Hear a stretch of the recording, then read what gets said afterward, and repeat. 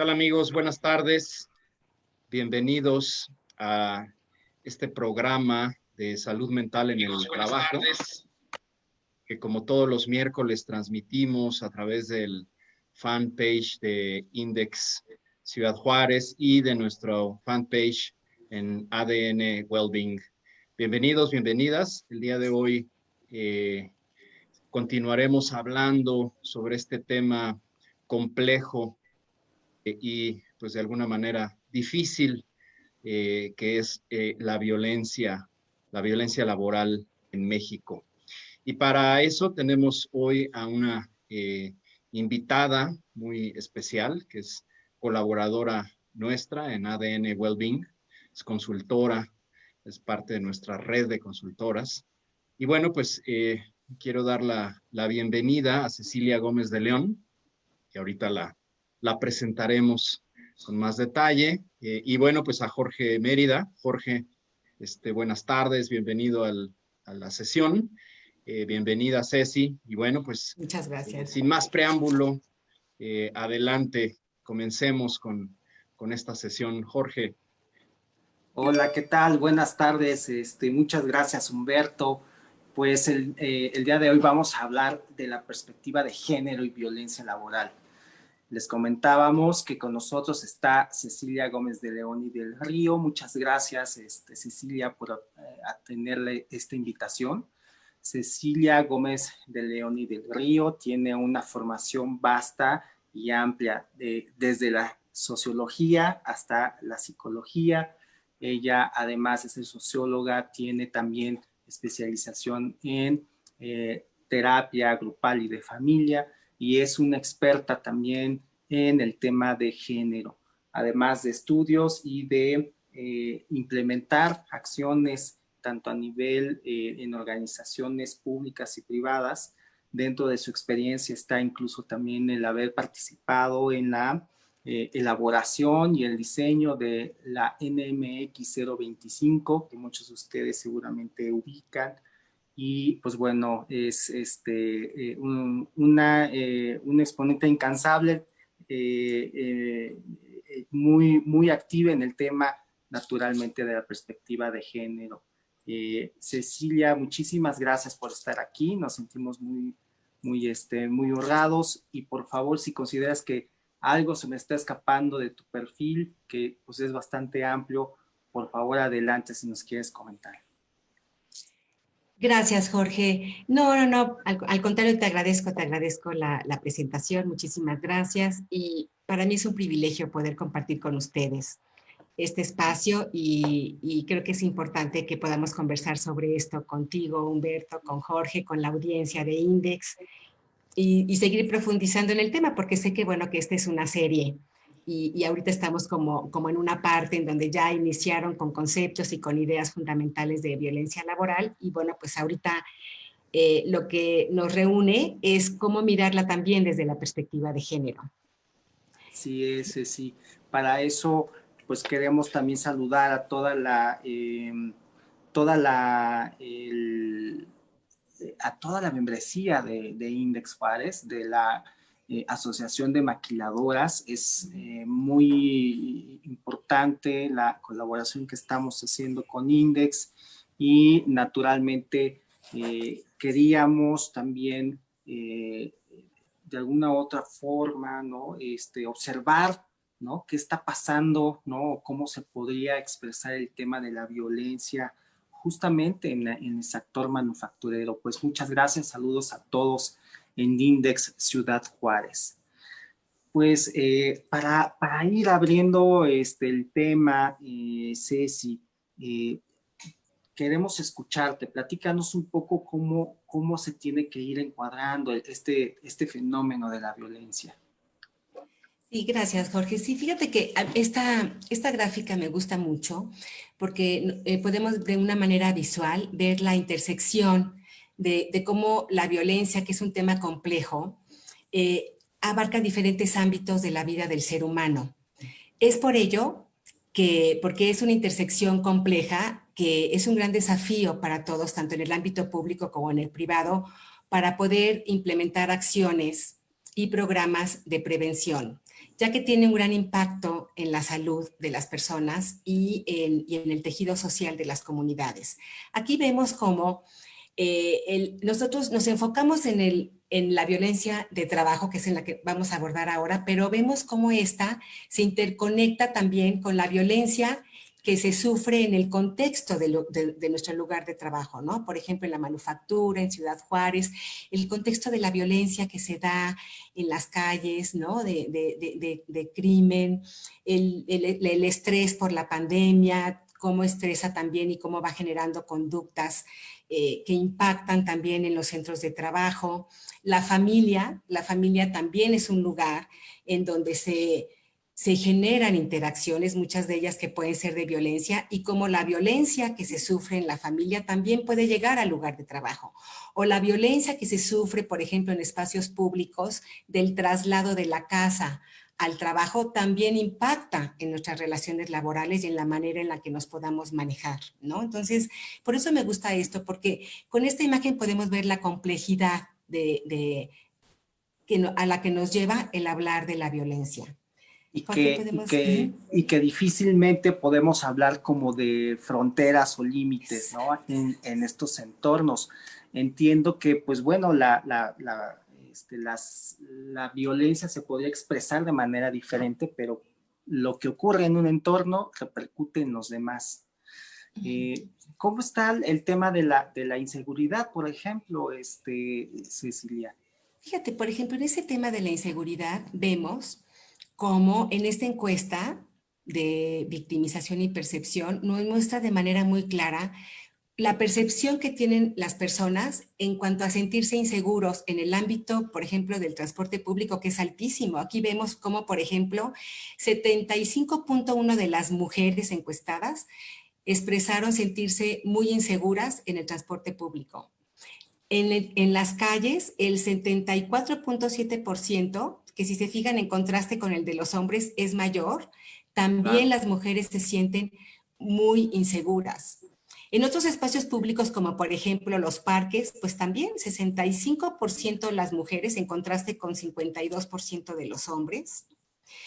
En el trabajo, que es de lo que vamos a hablar mucho el día de hoy, en el trabajo las mujeres también se sienten más inseguras con un 37% y los hombres con un 31%. Y a mí me impacta muchísimo esta cifra de que, por ejemplo, en la casa, que se supone que es un ámbito de seguridad y de protección para todos, bueno, pues en las casas casi el 27% de las mujeres se sienten inseguras y el 21% de los hombres también se sienten inseguros. Ahí nos damos cuenta, con esta percepción de inseguridad, de cómo es un tema complejo que tenemos que abordar, porque a todos nos afecta, pero de una manera particular lo vemos aquí a las mujeres. Muy desbalanceado, Ceci, ¿no? O sea, cómo, sí. Si bien la violencia nos está afectando a todos como sociedad, ¿por qué las mujeres tendría que representar más inseguridad? O sea, la verdad es que pareciera que estamos ante algo estructural, ¿no? Algo estructural, porque no es solamente un ámbito, sino yo veo que son todos los ámbitos, el transporte público, el trabajo, la casa, en donde la mujer es donde está más afectada. Así es, en donde se encuentra, es el grupo más vulnerable y vamos a ver cómo también se va entrelazando eso con las formas de percepción de cómo nos percibimos y cómo nos perciben los demás. Sí, adelante, la siguiente, por favor. ¿Cómo entender la violencia laboral? A mí me gustaría aquí, porque vemos que tenemos por la modalidad, hay diferentes tipos de violencia, ¿no? Tenemos la violencia familiar, tenemos la violencia de la comunidad o comunitaria, tenemos la violencia institucional, la laboral, la docente. Y yo quiero que ahora abordemos la violencia laboral. Y ahí quiero compartir con ustedes una definición que nos puede acercar mucho al fenómeno. Toda acción, incidente o comportamiento mediante el cual una persona es agredida, amenazada, humillada o lesionada por otra en el ejercicio de su actividad profesional o como consecuencia directa de la misma. Eso es lo que vamos a entender por violencia laboral. Y algo muy importante es que esa violencia laboral puede ser ejercida como violencia física o como violencia psicológica. Muchas veces la violencia psicológica no lleva a violencia física y sin embargo tiene grandes impactos y lacera la autoestima y la salud de las personas. Pero la violencia física siempre va acompañada de violencia psicológica, no se da sola. Claro. Y también es cierto que cuando esa violencia psicológica se acrecienta, fácilmente después se puede llegar a la violencia física. Muy interesante este fenómeno que mencionas. Cómo se pueden ir acompañando, ¿no? Estos dos tipos, tanto la física como la psicológica. Y claro, en algunos foros, Ceci, nos han preguntado qué pasa, ¿no?, respecto al tema de lo sexual. Fíjate que eso es importante porque en la violencia laboral hablamos del acoso laboral y del hostigamiento laboral, que si ustedes recuerdan bien, la diferencia entre acoso y hostigamiento es que en el acoso se da entre pares, mientras que el hostigamiento se va en una relación subordinada. ¿Sí? Entonces, esa es la diferencia entre acoso y hostigamiento laboral. Pero cuando hablamos de acoso o hostigamiento sexual, aparte hay un componente lascivo sexual, que eso recrudece aún más todavía la violencia que se sufre, que sufren las personas, y vamos a ver cómo de manera particular este acoso sexual y ese hostigamiento sexual lo sufren las mujeres. Si bien es cierto que el acoso laboral y el acoso sexual y el hostigamiento laboral lo sufren los dos, ya cuando se mete la connotación lasciva, de manera significativa son mucho más violentadas las mujeres. Entiendo.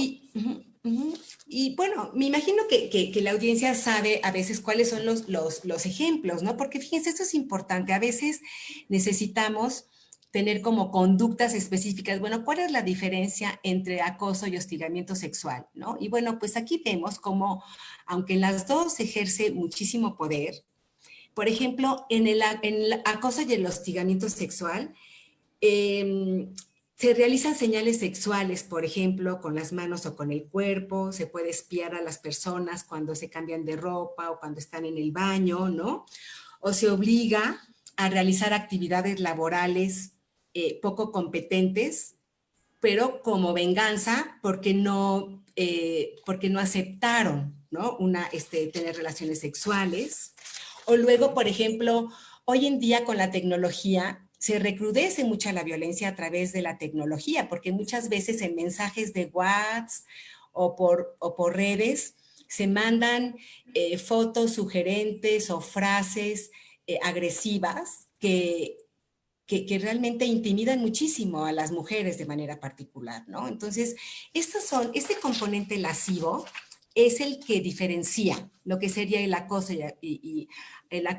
y el hostigamiento del que es sexual, aunque todos se lleven a cabo en el ámbito laboral y con personas de trabajo o dentro de actividades profesionales. Entiendo. Digamos que las acciones, ¿no?, son muy similares, pero la connotación, eso que tú mencionas, la connotación lasciva, ¿no?, que a lo mejor en términos llanos, digo, no quiero sonar de manera inapropiado, pero prácticamente de manera, digamos, muy simple es justamente esta connotación lasciva, que implica el tratar de conseguir, ¿no?, un contacto sexual, por así decirlo, ¿no? O sea, esa sería como, en palabras llanas, esto de connotación lasciva, ¿no? Sí, exacto. Y que tiene que ver con todas estas creencias en las que estamos todos inmersos, en donde, lamentablemente, en muchos momentos la cultura patriarcal y machista en la que vivimos, pues estigmatiza a la mujer como un objeto de deseo para los hombres, ¿no? Y ahí es en donde se marca de manera significativa esta relación desigual de poder, de subordinación y de discriminación, pensando en que la mujer es inferior al hombre y es para los hombres y para los demás, que no tiene valor en sí mismo como una persona autónoma y sujeta de derechos. Qué interesante, Ceci, porque ahorita con esto que tú nos acabas de comentar, Humberto, ¿recuerdas aquellas sesiones donde hablábamos, ¿no?, de la dignidad, ¿no? Y cuando hablábamos de derechos humanos en el trabajo, pues me suena que Ceci nos está justamente apuntando a esto. Olvidamos la dignidad de la mujer, ¿no? Olvidamos justamente que es persona, que es enteramente respetable. ¿No te suena eso, Humberto? Claro, ya en un webinar previo con Paolo Pagliai abordamos este tema, ¿no?, de manera profunda y extensa. Y lo que recuerdo, Jorge, Ceci, es que finalmente la dignidad no se pierde, nunca se pierde la dignidad. Lo que ocurre es que el otro no reconoce la dignidad de la persona, ¿no? En este caso, es el otro quien no está ejerciendo la responsabilidad de dar un reconocimiento a la dignidad. Incluso con las palabras, ¿no?, con el lenguaje, es muy común que en este contexto patriarcal, machista que comentabas, se nulifique a la mujer y ni siquiera se le nombre o se usen frases o palabras violentas, ¿no?, para referirse a ellas. Y de esa manera, pues, se da esta falta de reconocimiento de su dignidad, ¿no? Como lo vemos en nuestra cultura, cómo usamos ese lenguaje, ¿no? Que el lenguaje en sí mismo es neutro, no es ni bueno ni malo, pero nuestra cultura, ¿no? Tendemos, por ejemplo, a usar más palabras en masculino, ¿no? Cuando nos referimos a un grupo de personas donde hay hombres y mujeres, decimos todas estas personas, ¿no? O hablamos en masculino, ¿no? Entonces, desde ahí, desde cómo nombramos a las personas, estamos ejerciendo la violencia, ¿no?, desde esta perspectiva de género. Y bueno, pues muchas veces sin darnos cuenta, ¿no? Nos hace falta ser más conscientes de la necesidad de un lenguaje más inclusivo, ¿sí? Para ir cambiando nuestra forma de pensar e ir cambiando nuestra cultura en ese sentido. Quisiera invitarte. Para dar mayor respeto Sí. y reconocimiento a la dignidad. Claro, Ceci, yo quisiera invitarte que en una segunda entrega profundicemos justamente en el que tú llamaste, ¿no? Un sistema de creencias en el cual nos hacen actuar como actuar, porque curiosamente en nuestro sistema de creencias las mujeres son más violentadas, ¿no? Yo creo que eso sería interesantísimo a lo mejor que abordemos en una segunda entrega, ¿no? O sea, ¿cuáles son esas creencias que nos llevan, ¿no?, en una sociedad, sí, a ser violentos, pero que en las mujeres se expresa más esa violencia hacia las mujeres? ¿Por qué? Porque yo veo aquí en esta diapositiva que nos comparte, ¿no?, cómo se expresa la violencia, ¿no?, en las mujeres en el trabajo. Y yo creo que esa sería parte de lo que se tiene que llevar muy claro hoy nuestra audiencia. ¿Cómo identificar la violencia? Platícanos, Cecilia. Sí, fíjate que eso que me comentas, bueno, por supuesto me encantaría que pudiéramos continuar con esos espacios de reflexión, porque como bien dices, pues es algo que se está entretejiendo, que es muy profundo, que tiene que ver con todo nuestro sistema de creencias, que lo tenemos que desmontar, que lo tenemos que ser críticos para eso y darnos cuenta del impacto que eso tiene, porque finalmente el lenguaje nos construye, no es trivial, ¿no? A través del lenguaje nosotros construimos, pero también nos construimos internamente. Miramos al otro y nos miramos, ¿no? Entonces, yo encantada de que podamos seguir conversando y platicando de todo esto. Y mira, tiene que ver con esta lámina que estamos compartiendo ahorita, Jorge, porque precisamente una de las formas en las que se expresa la violencia de género es en el acceso diferenciado a los recursos y oportunidades de desarrollo. Y si nosotros lo pensamos un poquito en el día a día, hay muchas expresiones que se tienen en las organizaciones y que parecen triviales, ¿no? Por ejemplo, a la hora que se busca un proyecto, que se está analizando algo, si es un proyecto de gran envergadura y que va a tener, a exigir mucho tiempo, pues muchas veces yo he escuchado cómo los mismos jefes, directores, supervisores dicen, no, no, no, pero ella no, porque como es mujer, se le va a complicar. Mejor ella no la consideramos, ¿no? Entonces, fíjense cómo de ahí, ¿no? Por una serie de cosas que se tienen en relación precisamente de supuestos, ¿no? De que, bueno, pues porque tiene familia, porque tiene hijos, porque esta parte de cuidados de la que vamos a hablar. Entonces, se decide desde otra mirada que a esa persona, de alguna manera, no es, no es eficiente y no es la persona indicada para este tipo de tareas. Entonces, ¿qué es lo que pasa? Se le excluye. ¿No es cierto? Muchas veces, por ejemplo, en los programas de capacitación, se ponen los horarios de capacitación y los tiempos, ¿no? De tal manera que tampoco se está concibiendo otro tipo de necesidades para que realmente sean políticas inclusivas, ¿no? Sino que se ponen de tal manera que, pues, que por resultado se excluye a las mujeres y quienes se quedan sean los hombres, ¿no? O sea, hay ciertos criterios de eficacia y de rendimiento que son totalmente parciales, muy sesgados y que ahí se excluye a las mujeres. Claro. O que están diseñados para el hombre, ¿no? Entonces, Pues sí. la forma en cómo te voy a evaluar, pues está más dirigida a lo mejor a esa otra población y no contempla a las mujeres. Y no contempla a las mujeres, ¿no?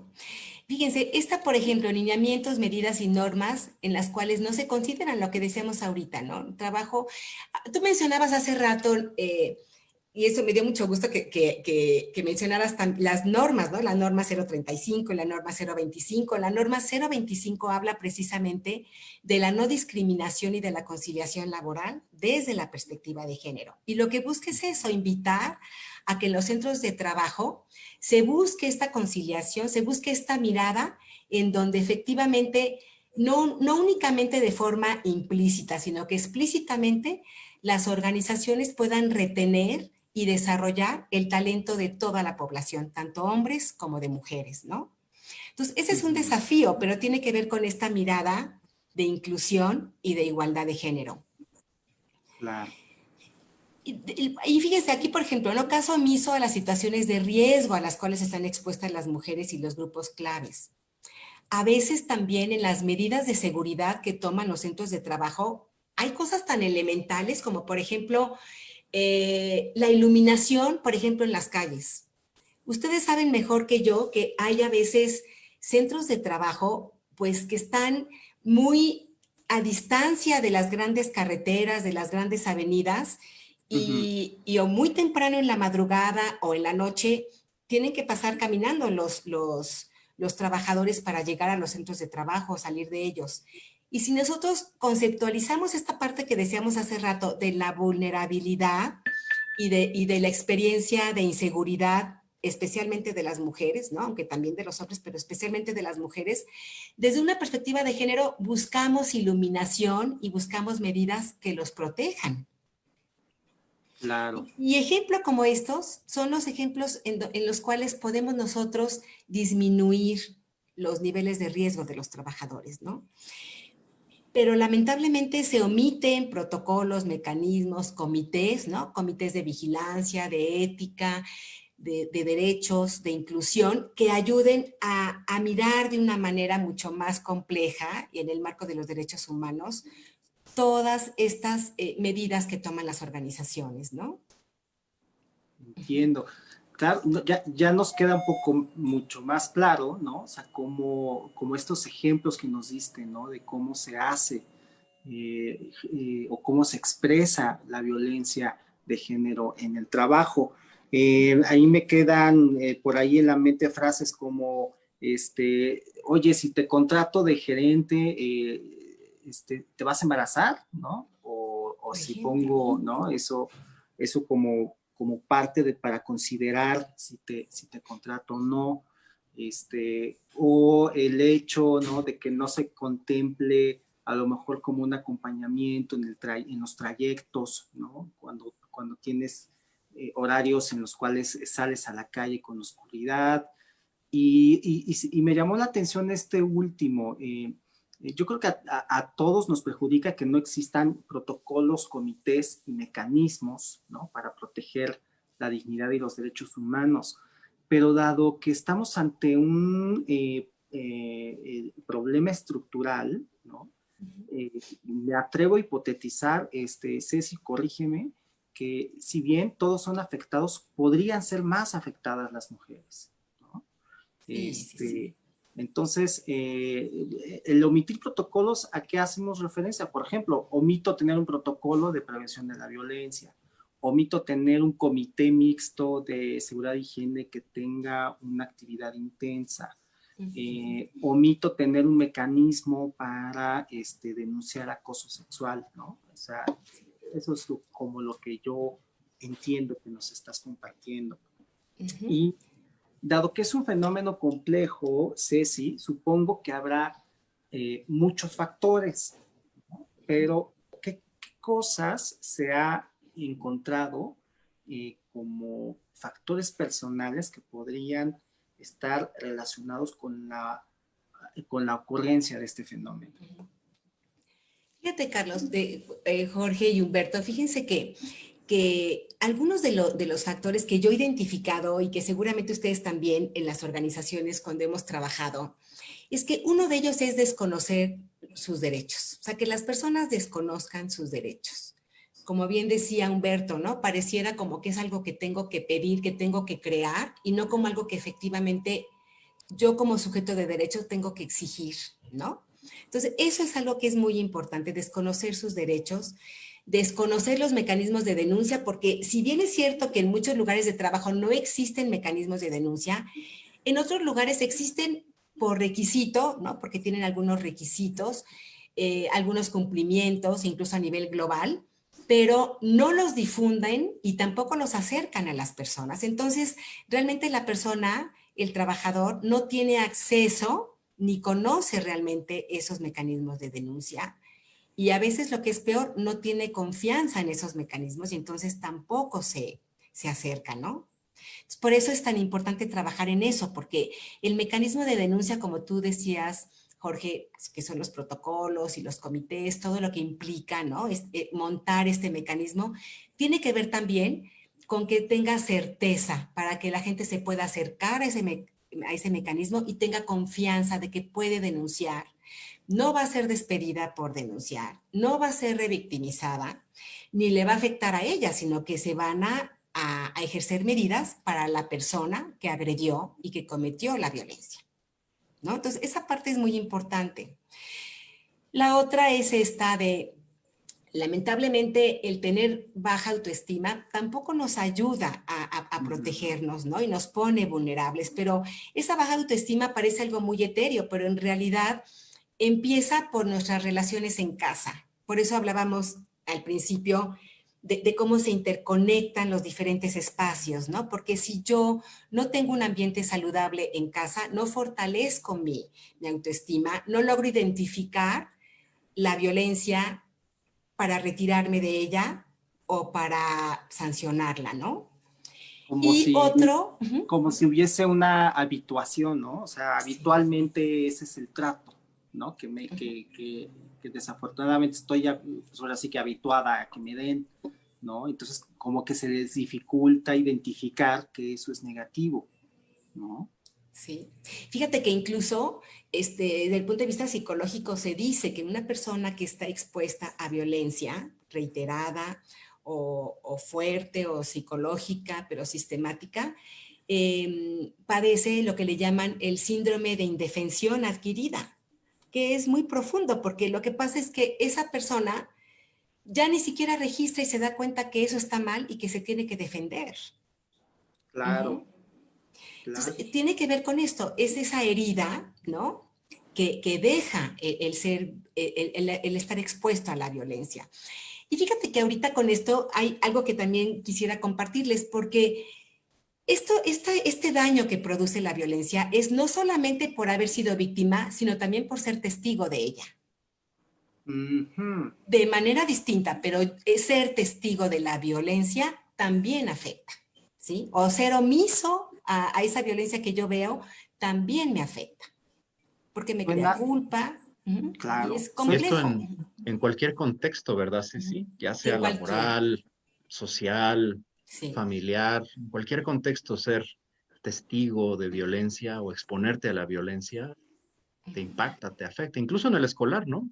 En el webinar Sí, previo con Anabel Camacho hablábamos de la violencia escolar, ¿no? Y cómo se puede perpetuar en el ámbito laboral, ¿no?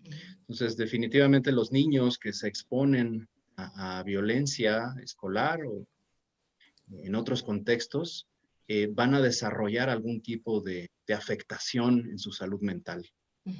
sí. Sí, indudablemente que sí, los estragos que deja la violencia son muy fuertes, ¿no? Y por eso aquí al final, pues viene, ¿no? Haber sido víctima de violencia, ya sea en el propio trabajo o incluso, aunque haya sido en otro ámbito, pero si es, por ejemplo, como le pasa muchas veces a las mujeres, ¿no? Porque ellas están viviendo la violencia muchas veces en su casa, muchas veces en el transporte público, al llegar al trabajo, pues cuando llegan al trabajo, imagínense el nivel de estrés que tienen, ¿no? Y si aparte de eso luego sufren violencia laboral en el trabajo con su jefe, con su supervisor, pues ese mecanismo de indefensión cada vez se acentúa más, ¿no? Claro, y que claro. desafortunadamente es un fenómeno universal que ocurre en México y en todo el mundo, ¿no? Ujú. Finalmente, o desafortunadamente, es un comportamiento que podemos observar prácticamente en todo el mundo, Ceci. Sí, sí, lamentablemente así es. Ujú. Sí. Y por Y que, eso, desde las grandes organizaciones de derechos humanos, la Organización Mundial de la Salud, la Organización Internacional del Trabajo, o sea, todos los organismos están luchando por eso. Claro, claro, Ujú. pues eso explica el por qué se hacen tantos esfuerzos a esos niveles. Ujú. Así Muy es. bien. Y Ceci, ¿qué factores se podrían identificar en las organizaciones que podrían estar relacionados con la ocurrencia de violencia laboral hacia la mujer? Fíjate, uno de los factores que es muy importante y que tiene que ver con esto que platicábamos hace rato es la falta de políticas declaratorias de cero tolerancia a la violencia laboral, al hostigamiento y al acoso sexual. Porque si un centro de trabajo tiene de manera visible para todos una política en donde declare que no se tolera de ninguna manera los actos de violencia laboral, tiene muchos efectos, porque tiene este efecto que les comentaba, que comentábamos hace rato, que es de la confianza de que esto que me pasa y que yo sé que está mal, puedo ir a denunciarlo y se va a corregir, se va a sancionar, ¿no?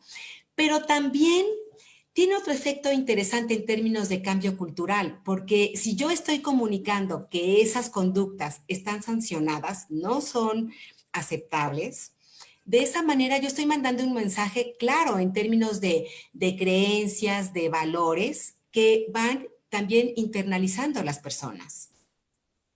Entonces, es muy poderoso que todas los lugares de trabajo tengan esa declaratoria de cero tolerancia, no de disminución, de cero tolerancia, ¿no? Como algo que no se acepta de ninguna manera, como lo es tampoco la discriminación, tampoco puede ser aceptada. La cultura organizacional muchas veces es discriminatoria y violenta, como lo comentábamos hace rato, es muy sutil. Hay mensajes explícitos, ¿no? O sea, a veces hasta nos ha pasado, lo hemos visto Humberto y Jorge, ¿no? Muchas veces desde el análisis que hacemos, el acompañamiento en algunas organizaciones de sus estatutos, de sus reglamentos, ¿no? De su comunicación, desde ahí nosotros podemos ir puntualizando ese lenguaje inclusivo del que hablaba Humberto y ir como cambiando esta cultura organizacional, ¿no? Entiendo.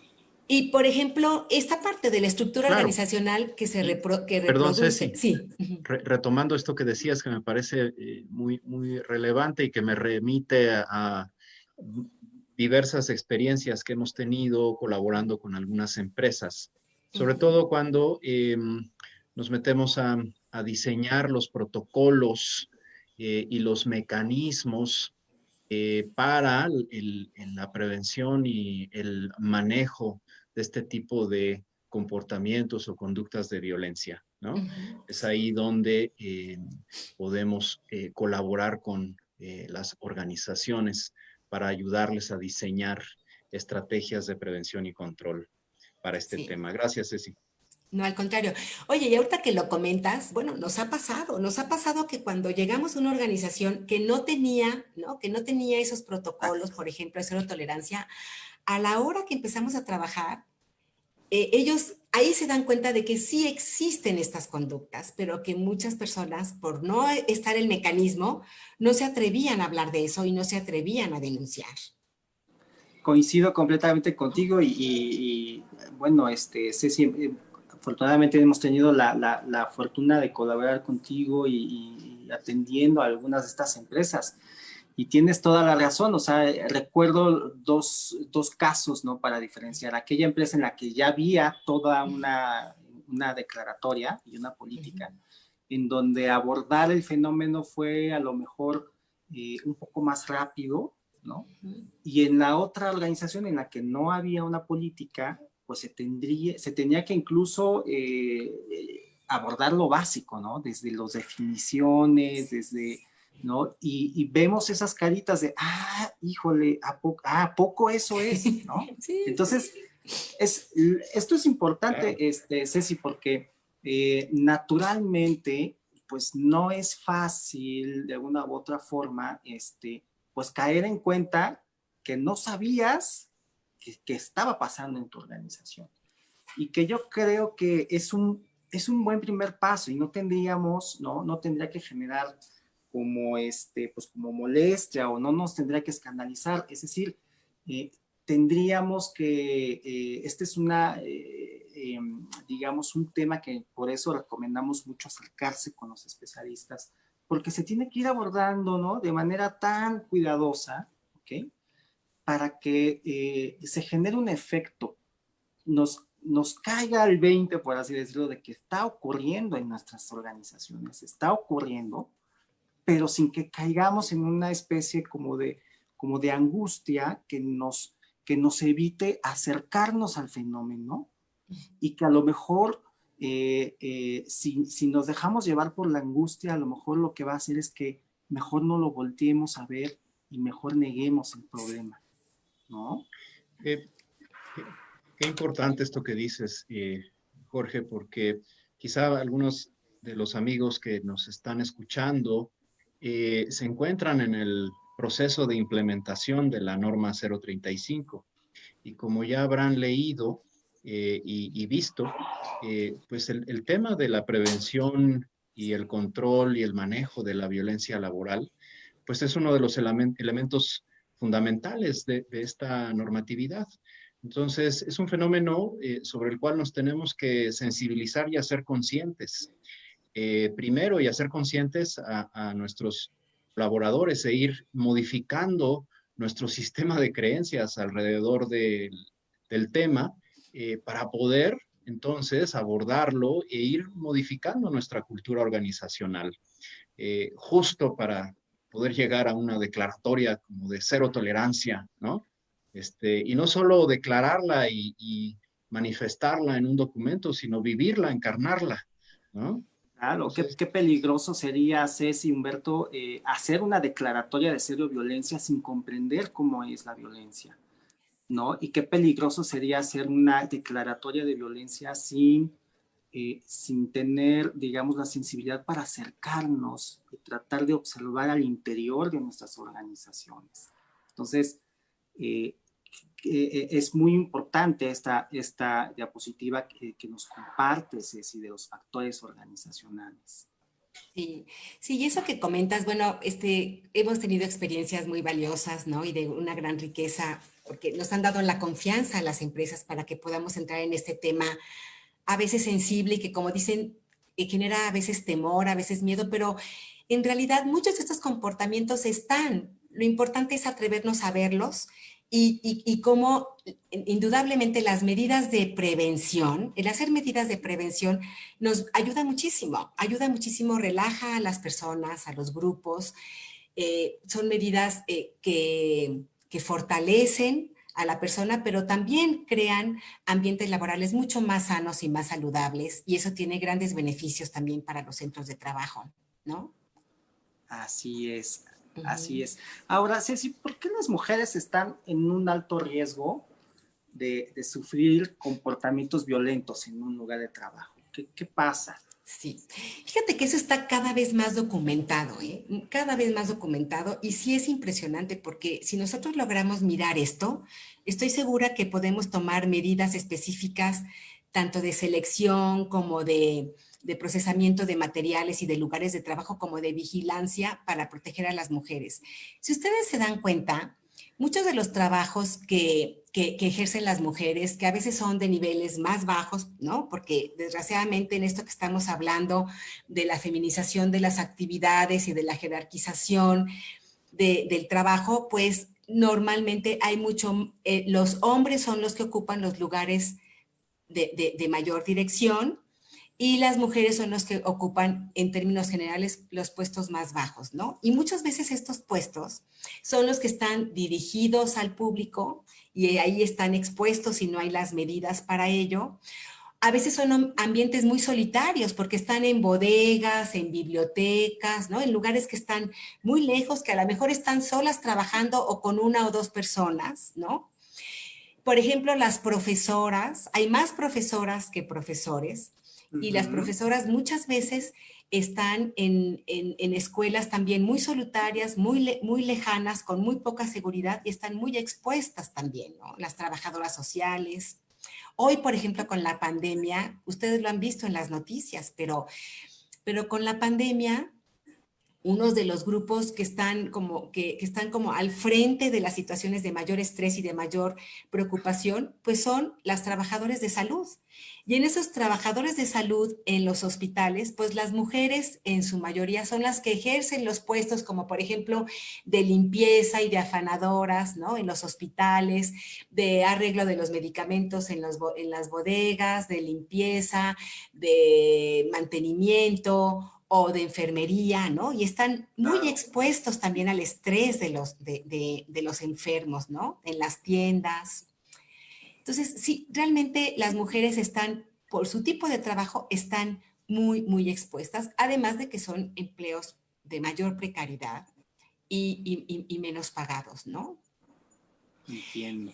Otra cosa también importante es, por ejemplo, si bien es cierto que también los hombres están expuestos a la violencia, es otro tipo de violencia. Por ejemplo, los hombres están expuestos a violencia en la calle, por ejemplo, de pleitos, de agresiones, ¿no? De robos con violencia. Ahí están, por ejemplo, muy expuestos los hombres. Pero las mujeres están expuestas fundamentalmente, aunque a veces también les roban la cartera y eso, pero a lo que están expuestas es a violencia, a violaciones. Están expuestas a violaciones, a tocamientos y a lesiones sexuales muy fuertes en lugares públicos y en lugares privados.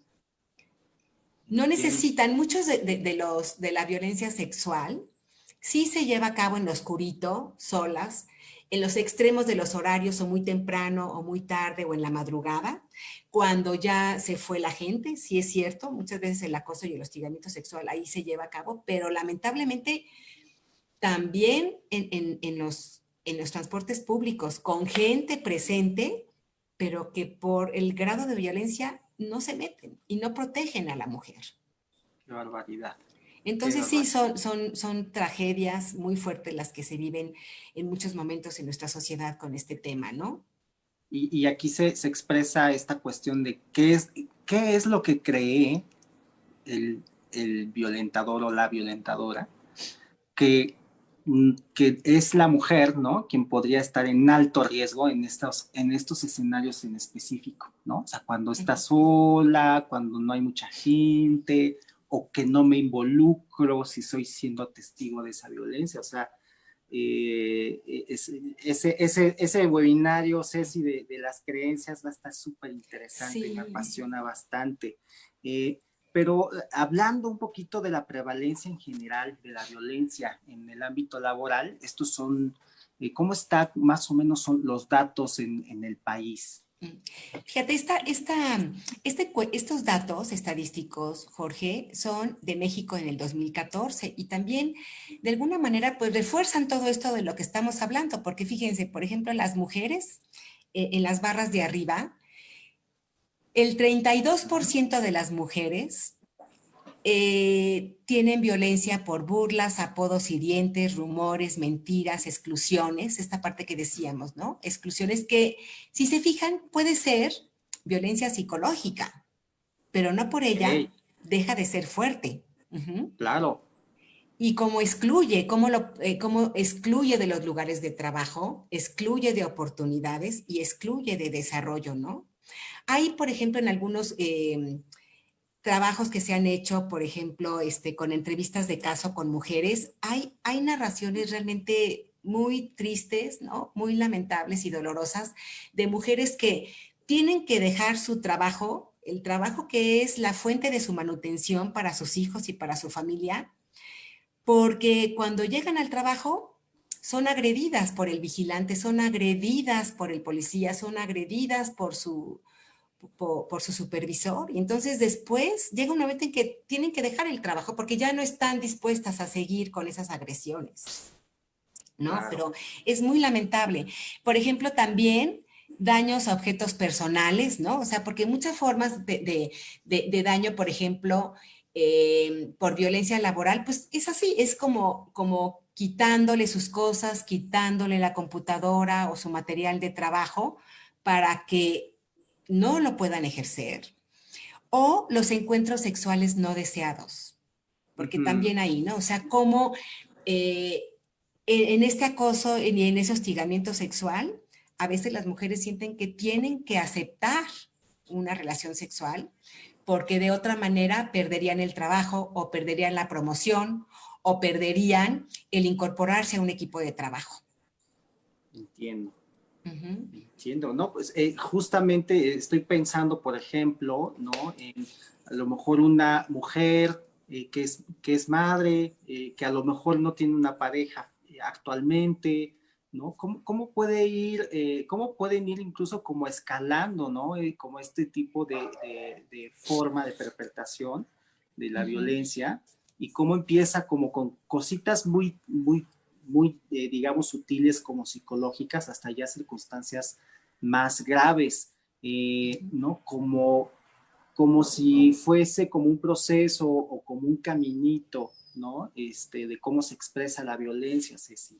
Sí, lo dices bien, Jorge, así es. Y fíjate, y por eso compartir con la audiencia que nos está acompañando y que nos está escuchando ahorita esta metáfora del iceberg, porque creo que es muy iluminadora de lo que pasa con la violencia de género, porque fíjense, en la parte de abajo, que es lo que no se ve, ¿no? Que es la parte invisible, son formas muy sutiles de bromas, ¿no? El famoso chiste sexista, ¿no?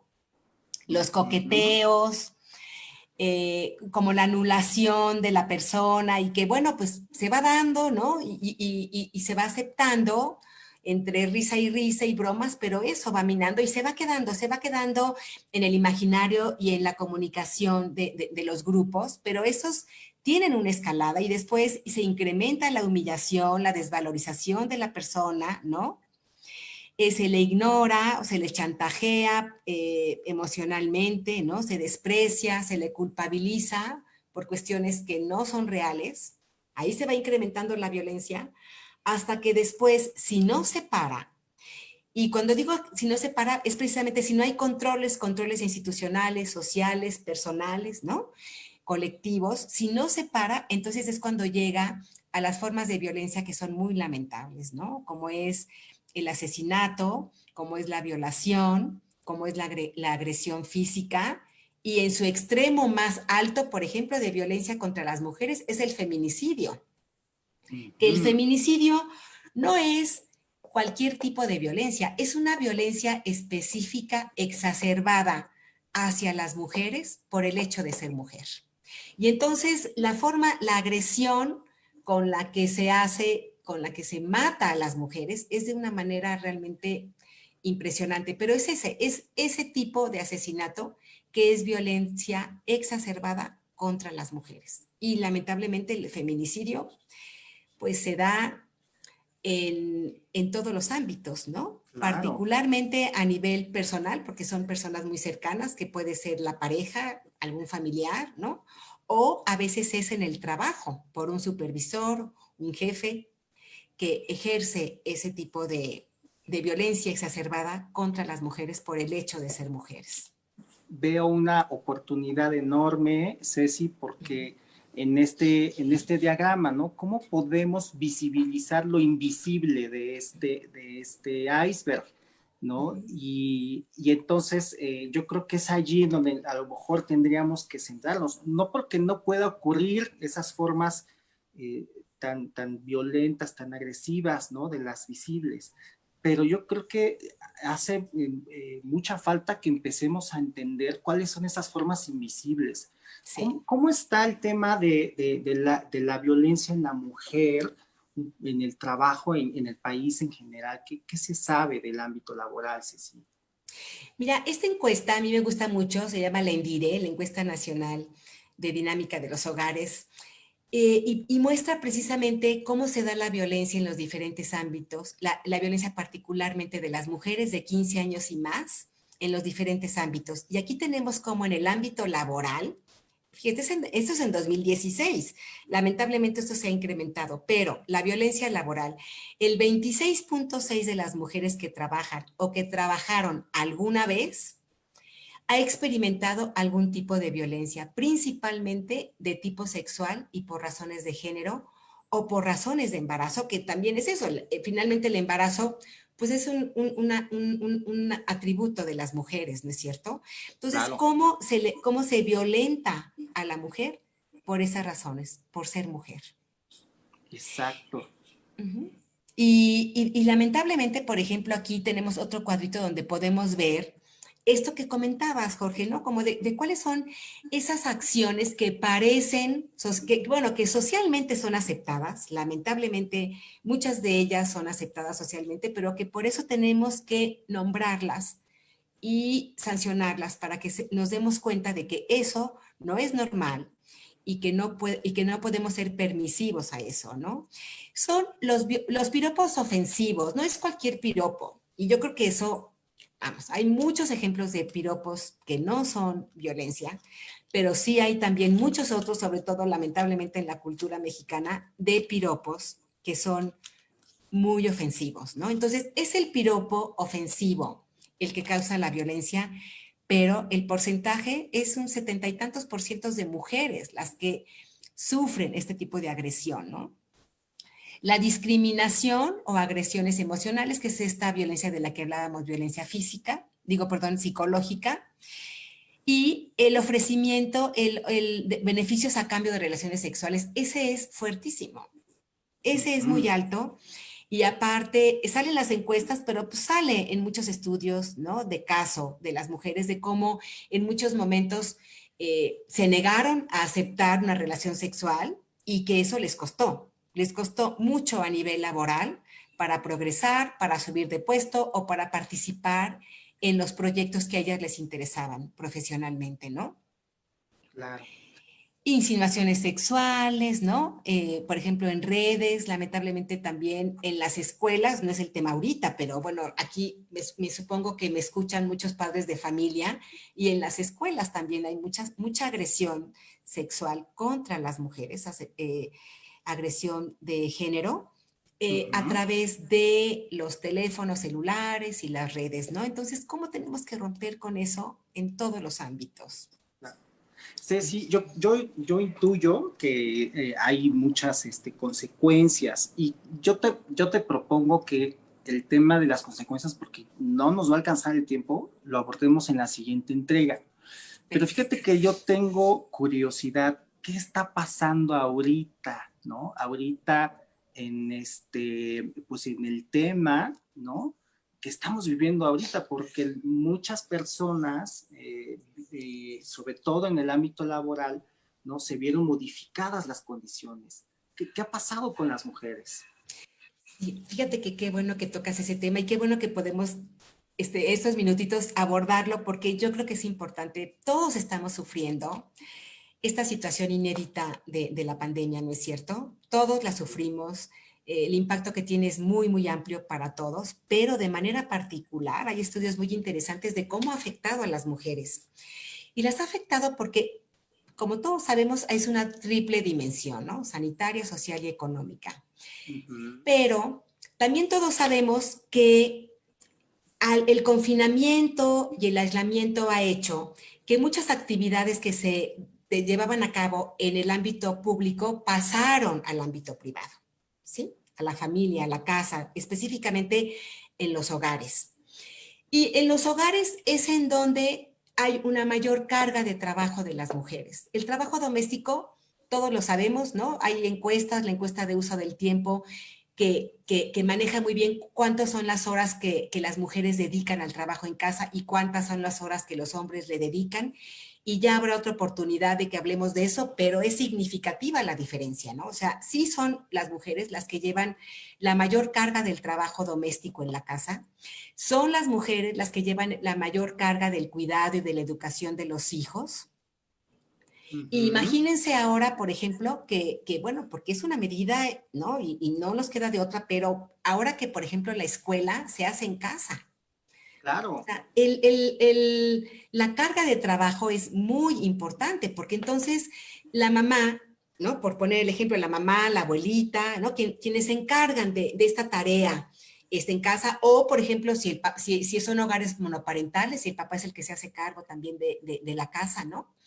Imagínense cómo pueden hacerse cargo de las tareas de la casa, cuidar a las personas mayores que también están en casa y ahorita en situación de riesgo por la pandemia, más a los niños que aparte de que están en casa y no pueden salir, van a estudiar en la casa, ¿no? Entonces, aparte ahora también hay que ejercer este papel que antes ejercían las maestras en la escuela y que ahora, bueno, lo ejercen de manera compartida, pero ahora con los papás, ¿no? Y si aparte hay un enfermo de COVID, bueno, pues imagínense las dificultades, ¿no? Ahí son dificultades realmente serias de sobrecarga, de estrés. Pero esa mamá, ¿no? Esa mujer, de la edad que tenga, esa mujer profesional que tiene su trabajo, que va a su oficina como muchos de ustedes, está totalmente sobrecargada, ¿no? Está sobrecargada por la centralidad de la tarea de cuidados, por la educación de los hijos a distancia, más los enfermos, si hay discapacitados, y aparte la importancia que le da, porque también la importancia que le da a desempeñar bien su trabajo. Claro. Entonces, el estrés que desde la perspectiva de género podemos ver que es desigual para hombres y para mujeres por la situación, se exacerba en condiciones como estas del COVID, ¿no? Y antes pensábamos que iban a ser 1 o 2 meses, pero bueno, ya vimos que van a ser tiempos más prolongados. Y por eso aquí la invitación, Jorge y Humberto, digo, lo hemos platicado y hemos estado como muy sensibles a esto, de generar liderazgos empáticos y compasivos que tengan perspectiva de género para que se puedan crear estos espacios colaborativos, ¿no? De trabajo, de productividad, que es algo que también requiere el país, ¿no? Pero lidiando con estos obstáculos que hay que enfrentar también, ¿no? Y que desde la perspectiva de género se pueden enfrentar de una mejor manera, ¿no? ¿Cómo lo vean ustedes también? Claro. Excelente consejo con el que cierra, Ceci. Liderazgos empáticos, compasivos y con perspectiva de género. Yo creo que nos has dado toda una serie de información muy rica y que realmente nos está orientando bastante, Ceci. Muchísimas gracias. Y pues bueno, ya estoy pensando, ya me estoy saboreando la segunda entrega cuando hablemos de creencias, ¿no? Porque pues incluso en momentos ahorita, como tú lo mencionas, ¿qué creemos en la cultura que hace que la centralidad de las tareas de cuidados esté en las mujeres? ¿no? Entonces, eso es bastante interesante, Ceci. La verdad es que aprendí muchísimo. Te agradezco, la verdad, enormemente. Y antes de despedirnos, Ceci, le quisiera pedir a Humberto que nos platique de los siguientes eventos. Sí, claro que sí. Jorge, ¿crees que tengamos tiempo de responder algunas preguntas y leer algunos comentarios de la gente que nos escucha? Claro que sí. Entiendo que por allí hay un tema también que habla de la inclusión, ¿no? De personas que podrían tener discapacidad. Vamos a tener justamente un webinario específico para inclusión y discapacidad, ¿ok? Pero entiendo que hay otro comentario. ¿Así es, Humberto? Sí, yo le diría a Eli, que no se pierda el siguiente webinar donde nos va a acompañar Paolo Pagliai y vamos a abordar justo el tema de inclusión y discriminación en el lugar de trabajo y ahí daremos respuesta a esta inquietud que nos comparte.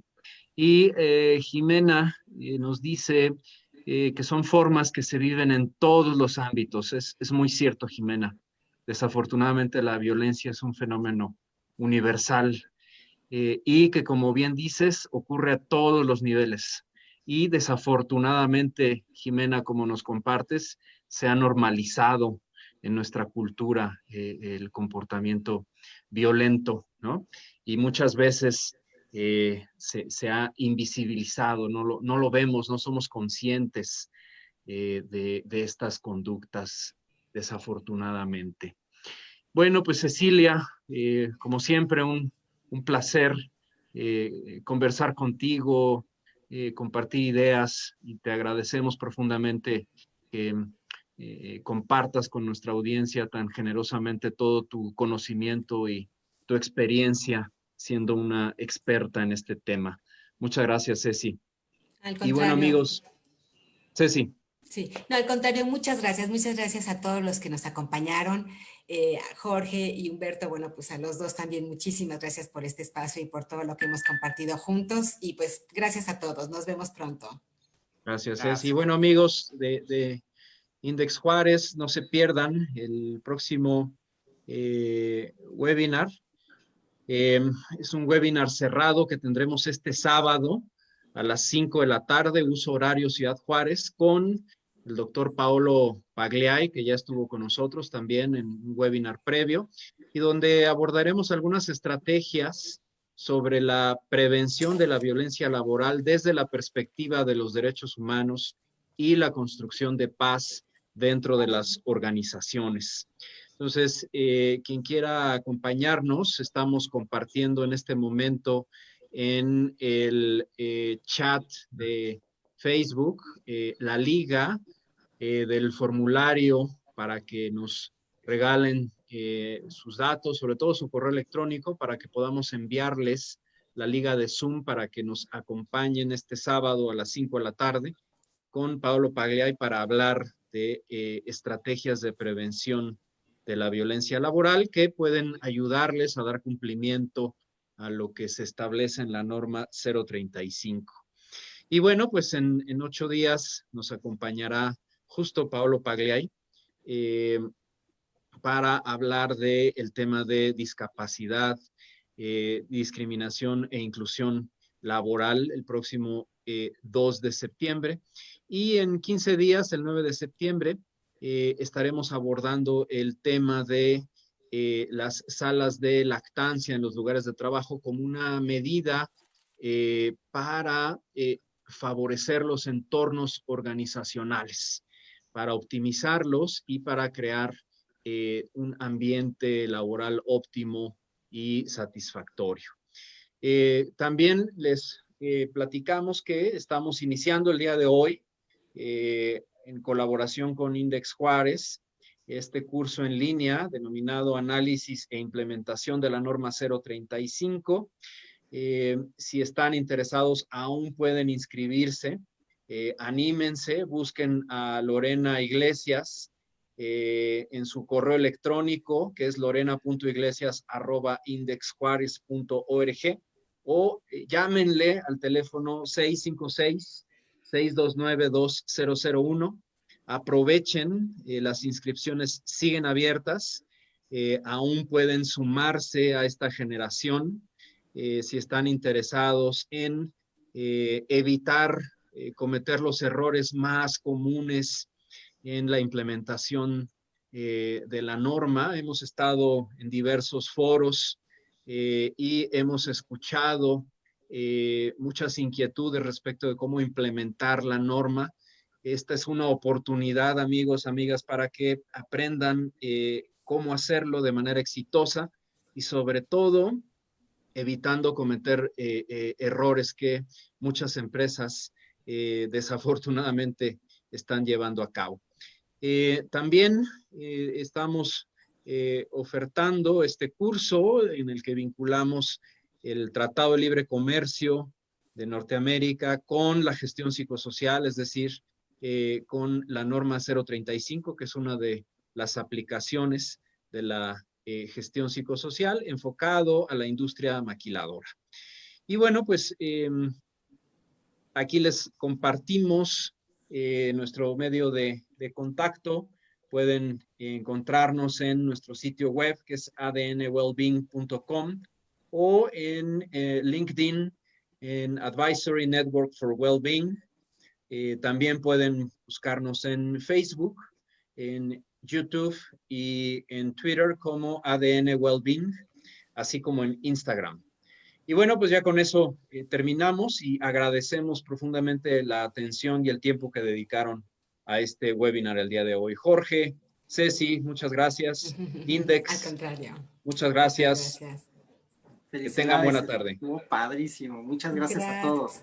Gracias a todos. Gracias.